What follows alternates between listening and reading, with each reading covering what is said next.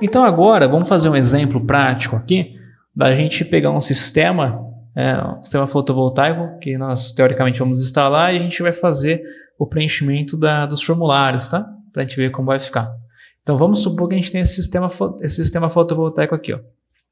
O inversor monofásico 220 volts, o modelo dele é esse SW200G M050, o fabricante WEG, e a gente tem aqui também 11 módulos de 550 watts desse modelo aqui e desse fabricante, tá? Além dessas informações, a gente também precisa saber, né, o padrão de entrada do cliente que a gente está instalando, né? No caso desse cliente aqui, a gente tem a foto aqui, né?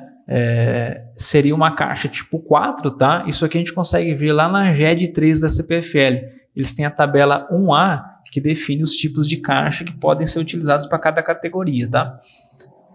Então esse aqui, nesse cliente, no caso é uma caixa tipo 4, tá?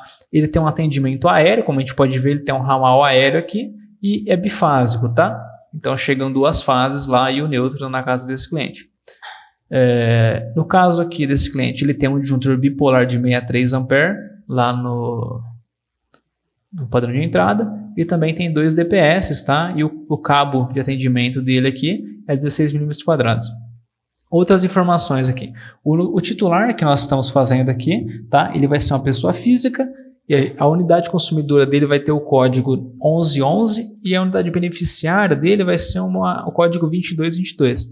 Nós vamos estar homologando na modalidade de autoconsumo remoto, tá? Ou seja, a unidade beneficiária vai receber os créditos excedentes da geradora, tá? Desse modo aqui, a geradora 1111 ela vai ficar com 30% do excedente, o restante ele vai ser enviado para a beneficiária, tá? Então, esses aqui são os dados que a gente precisa saber para a gente estar fazendo o nosso preenchimento.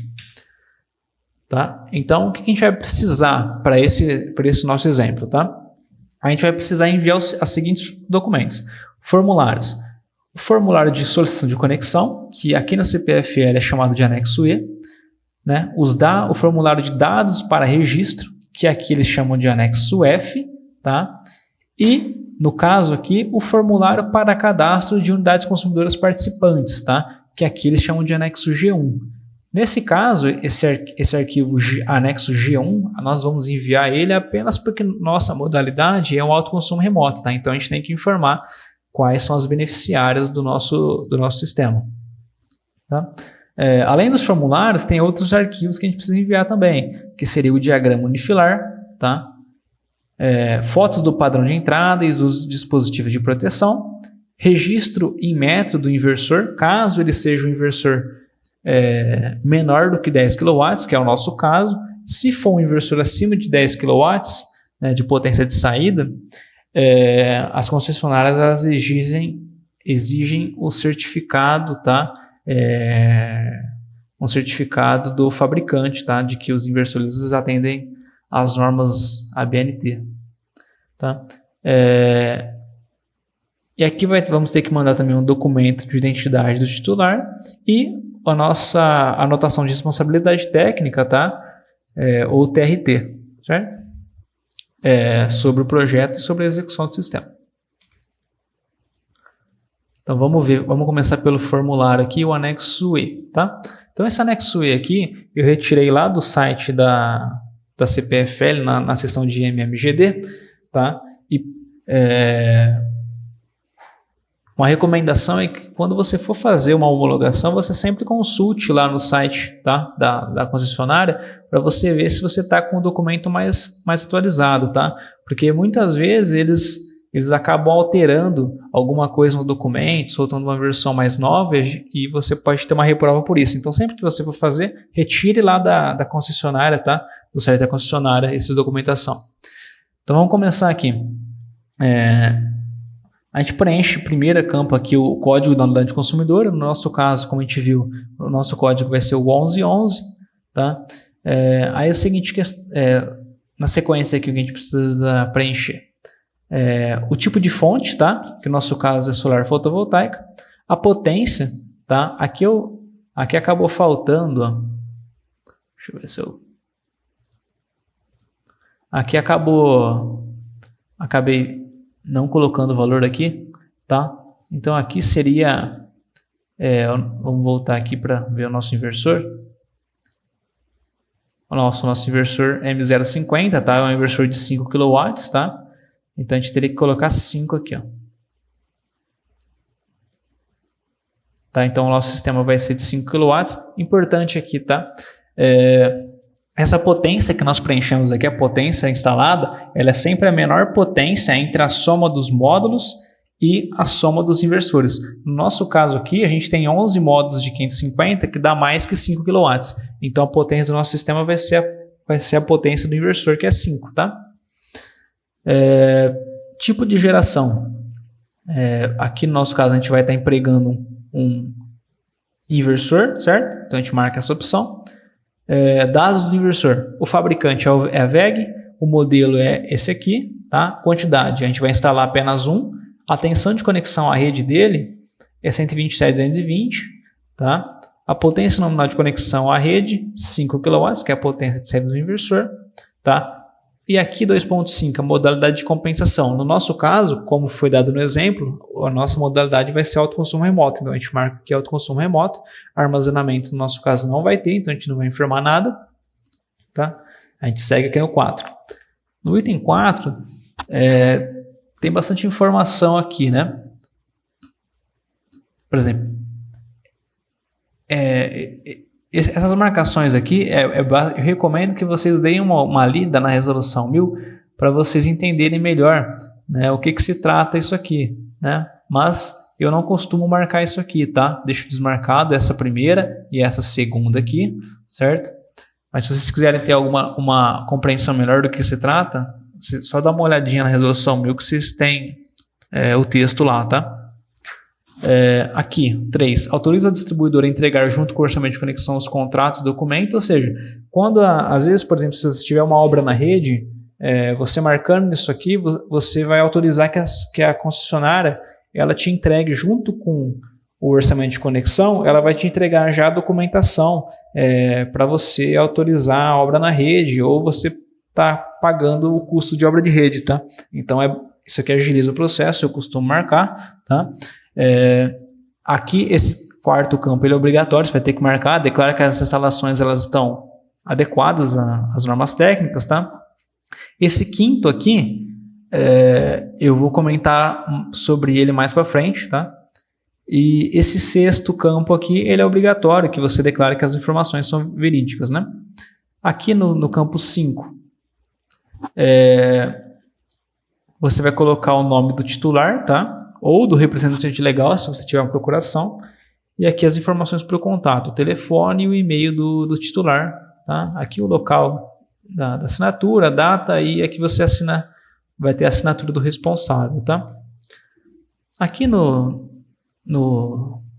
campo 6, eu vou explicar mais para frente também, mas nesse nosso exemplo a gente não vai assinalar isso, tá? Mas um pouquinho mais para frente na apresentação eu vou comentar o que é. Vamos passar agora, já preenchemos esse anexo E, né? Está preenchido. E vamos ver o anexo F agora. Tá? Esse anexo F aqui, eu baixei também lá da concessionária da CPFL, tá? Do site deles. E a gente vai preencher aqui, por exemplo, nome do titular, CNPJ ou CPF, no nosso caso aqui seria uma pessoa física, então a gente vai preencher o CPF do João da Silva, o número da unidade consumidora, que a gente sabe que é 1111, o endereço da unidade consumidora, tá? Certo? O CEP da unidade consumidora, o município, né? A latitude e longitude, nesse formato Sirgas 2000, tá?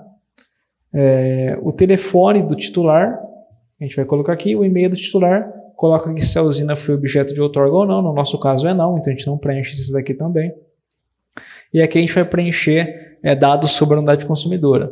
Né? Aqui, caso for uma microgeração, que é o nosso caso, tá? Então a gente preenche esses campos aqui. O padrão de entrada, tá? Conforme a categoria que está lá na GED 13, né? É um B1, tá? Que é uma instalação bifásica com um disjuntor de 63 A e cabo 16. Lá na CPFL, vocês olharem a tabela deles, você vai dar uma categoria B1, tá? Tipo de atendimento aéreo, no nosso caso, tá? Bifásico, o cabo do ramal de entrada 16 mm². a nossa caixa, tá? Que você pode ver lá no GED 13 também, que vai ter o tipo das caixas, tá? Demanda disponibilizada, que você pode, aqui para o nosso caso, para uma categoria B1 da CPFL, a demanda máxima disponibilizada para essa categoria é 18 kW, tá? E o disjuntor do padrão de entrada da unidade consumidora, que no nosso caso aqui é um disjuntor de 63. Certo? Aqui é mini geração, a gente pula. E aqui a gente vai colocar os dados sobre o sistema que a gente vai estar instalando, tá? Então aqui é a quantidade de módulos, no nosso caso é 11, o fabricante dos módulos, o modelo dos módulos, a área total ocupada, né? Você pode colocar aqui, vocês veem que eu estou considerando 2 metros quadrados por módulo. Hoje a gente sabe que os módulos que tem hoje são maiores, né? Sei lá, 2,6 metros quadrados por módulo, mas essa informação aqui ela não é muito... provavelmente não vão te reprovar por isso, mas se você quiser colocar mais exato, você pode colocar aqui a área ocupada pelo arranjo, tá? Quantidade total de inversores 1, tá?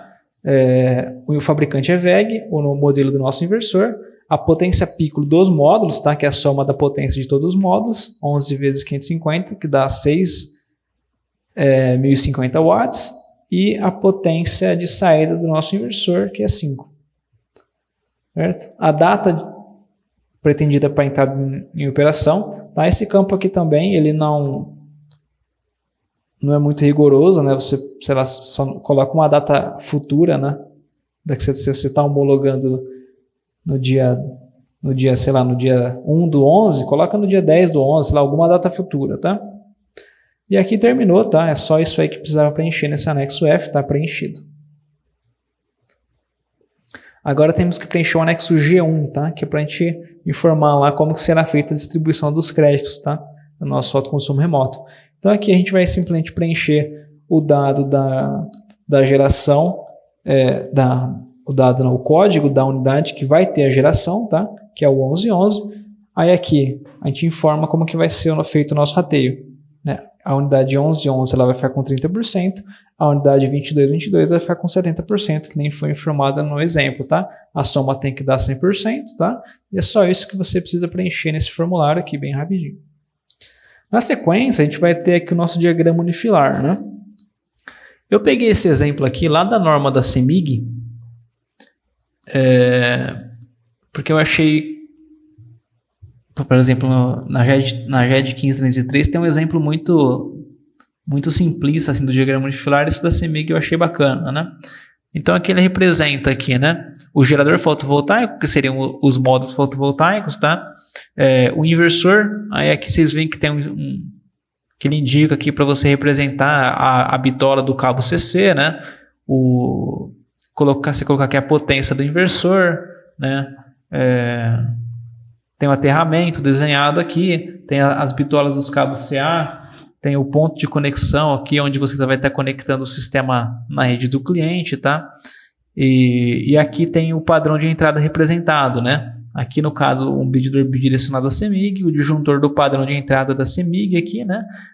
Uma plaquinha de advertência, certo? E aqui a rede, né? Representa a rede da concessionária, né? A tensão fase, e aqui a bitola, tá? Que você vai estar do ramal de entrada, né? O que a concessionária costuma ser mais rígida não é nessa parte interna da instalação, tá? Essa parte interna, pelo menos a CPFL Paulista, você não vai ter problemas, mesmo que você representar alguma coisa aqui errada, né? Que eu falo assim, eles não são muito exigentes, eles não analisam muito o que está para dentro da casa do cliente, tá? O que você tem que representar certinho, conforme a norma, é a parte do padrão de entrada, tá? A bitola dos cabos de entrada aqui, o disjuntor do padrão de entrada, certo?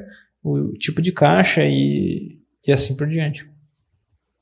Certo?